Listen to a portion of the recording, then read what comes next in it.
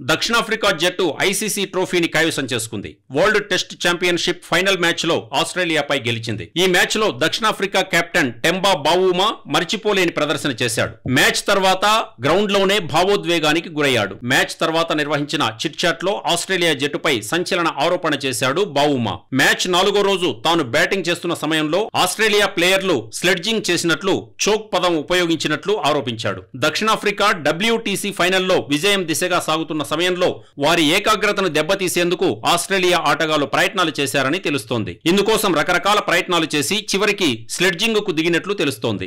Australia ఆటగాళ్లు choke అనే పదాన్ని పదే పదే ఉపయోగించారని బావుమా చెప్పాడు. మేము బ్యాటింగ్ చేస్తున్నప్పుడు ఆస్ట్రేలియా ప్లేయర్లు చోక్ అనే భయంకరమైన పదాన్ని ఉపయోగించడం విన్నాం అని బావుమా వెల్లడించారు. అయితే ఆస్ట్రేలియా జట్టు ప్రత్యర్థులను మాటలతో రెచ్చగొట్టడంలో గతంలోనూ పలుమార్లు వివాదాల కేంద్రంగా నిలిచింది. అయితే స్లెడ్జింగ్ క్రికెట్ లో భాగమే అయినప్పటికీ మితిమీరి ప్రవర్తించడం సరికాదు. ఇలా ఆసీస్ లైన్ దాటి ప్రవర్తించిన సందర్భాలు చాలానే ఉన్నాయి. అయితే ఈసారి చోక్ అనే పదాన్ని ఉపయోగించడం చర్చకు దారితీసింది. ఆసీస్ ప్లేయర్లు క్రీడా స్ఫూర్తికి విరుద్ధంగా ప్రవర్తించారనే విమర్శలు వెల్లువెత్తుతున్నాయి. ఈ సంఘటన ఆస్ట్రేలియా క్రికెట్ జట్టు ప్రతిష్టను దిగజార్చేలా చేసిందని క్రికెట్ అభిమానులు అభిప్రాయపడుతున్నారు. క్రికెట్ ను జెంటిల్మెన్ గేమ్ గా అభివర్ణిస్తారు. కాబట్టి ఆసీస్ ప్లేయర్లు గేమ్ స్పిరిట్ ను దెబ్బతీయొద్దని క్రికెట్ అభిమానులు అభిప్రాయపడుతున్నారు. ఒకవేళ దక్షిణాఫ్రికా క్రికెట్ ఈ విషయాన్ని ఐసీసీ దృష్టికి తీసుకెళ్తే బోర్డు ఏం చర్యలు తీసుకుంటుందో వేచి చూడాలి.